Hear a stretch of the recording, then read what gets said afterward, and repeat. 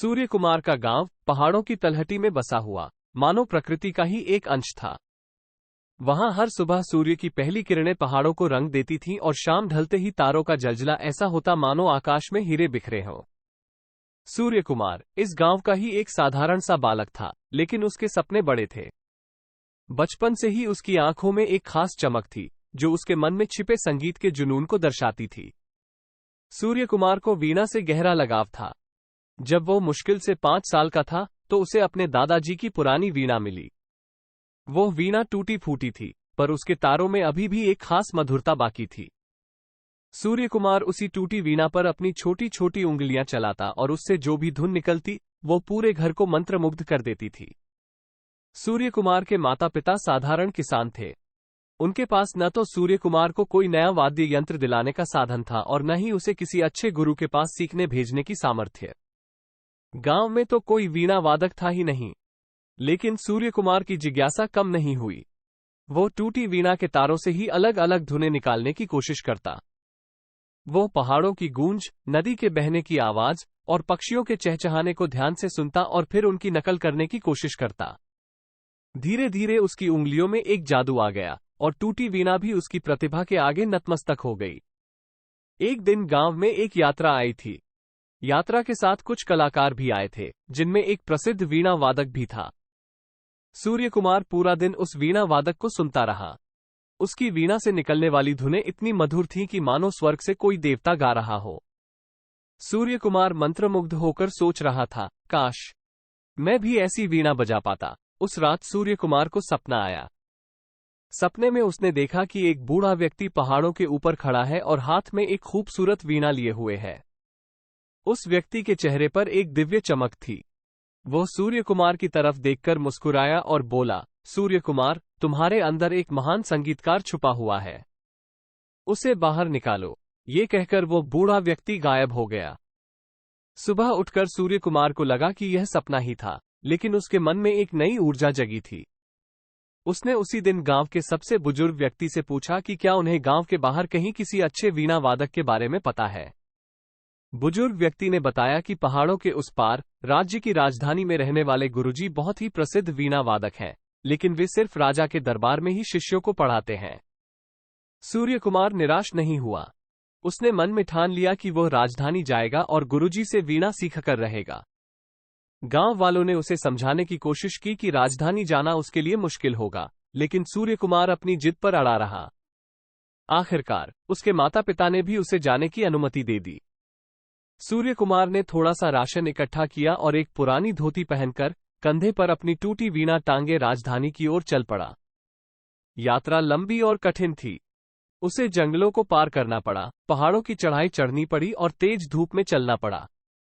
कई बार उसे भूख प्यास लगी, कई बार रात को जंगली जानवरों का डर सताता रहा, लेकिन सूर्य कुमार अपने सपने को पूरा करने के जुनून में आगे बढ़ता रहा।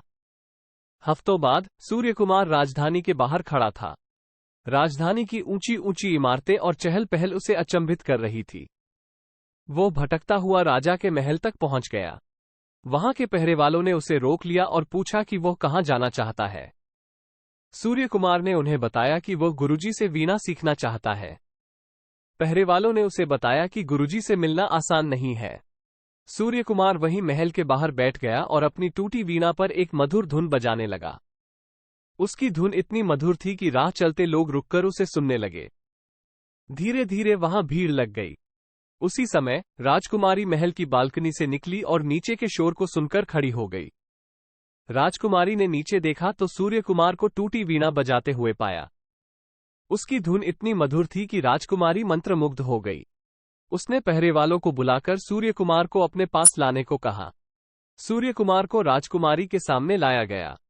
राजकुमारी ने उससे पूछा, बालक, तुम इतनी सुंदर धुन कहां से सीखी? सूर्य कुमार ने उसे अपना पूरा हाल सुनाया कि कैसे वो एक छोटे से गांव से आया है और गुरुजी से वीणा सीखना चाहता है। राजकुमारी सूर्य कुमार की प्रतिभा और जुनून से बहुत प्रभावित हुई। उसने उसे बताया कि गुरुजी से मिलना वाकई मुश्किल है, लेकिन वो उसकी मदद करेगी। अगले दिन राजकुमारी ने सूर्य कुमार को अपने साथ महल के अंदर ले गई और उसे गुरुजी के सामने खड़ा किया। गुरुजी पहले तो सूर्य कुमार को देखकर चौंक गए। उन्हें समझ नहीं आया कि एक गांव का ये साधारण सा बालक उनके सामने क्या कर रहा है। लेकिन राजकुमारी ने उनसे सूर्य कुमार की प्रतिभा के बारे में बताया और उसे एक मौका देने का अनुरोध किया। गुरुजी ने माना और सूर्य कुमार को अपनी टूटी वीणा पर कुछ बजाने के लिए कहा। सूर्य कुमार ने आंखें बंद करके अपनी वीणा पर वो धुन बजाई जो उसने पहाड़ों से सीखी थी। धुन इतनी मधुर थी कि मानो पहाड़ों की गूंज और नदी की कलकल महल के अंदर गूंज उठी। गुरुजी मंत्रमुग्ध होकर सुनते रहे।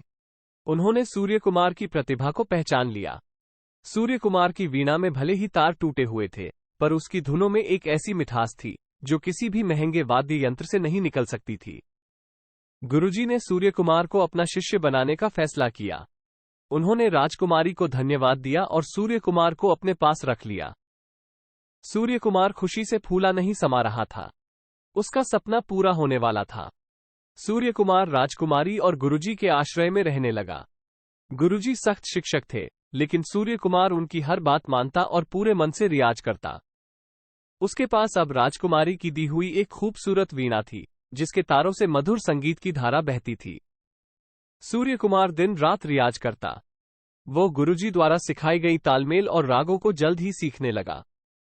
उसकी उंगलियां वीणा के तारों पर नाचती थीं और उससे निकलने वाली धुनें महल के गलियारों और बगीचों में गूंजने लगीं। धीरे धीरे राजधानी के लोग भी सूर्य कुमार की प्रतिभा के बारे में सुनने लगे। एक दिन राजा को सूर्य कुमार के बारे में पता चला। राजा को संगीत का बहुत शौक था। उसने सूर्य कुमार को अपने दरबार में बुलाया। सूर्य कुमार थोड़ा घबराया हुआ था, लेकिन गुरुजी के आशीर्वाद और राजकुमारी के हौसले से उसका आत्मविश्वास बढ़ गया। दरबार में पहुंचकर सूर्य कुमार ने राजा और सभी दरबारियों को प्रणाम किया। फिर उसने अपनी वीणा पर राग भैरवी बजाना शुरू किया। राग भैरवी की मधुर धुनें पूरे दरबार में फैल गईं। राजा मंत्रमुग्ध होकर सुनता रहा। राग के अंत में तालियों की गड़गड़ाहट से पूरा दरबार गूंज उठा। राजा सूर्य कुमार की प्रतिभा से बहुत प्रभावित हुआ। उसने सूर्य कुमार को दरबारी वीणा वादक बनाने की घोषणा की। सूर्य कुमार खुशी से अभिभूत था। उसने राजा और राजकुमारी को प्रणाम किया और गुरुजी का आशीर्वाद लिया।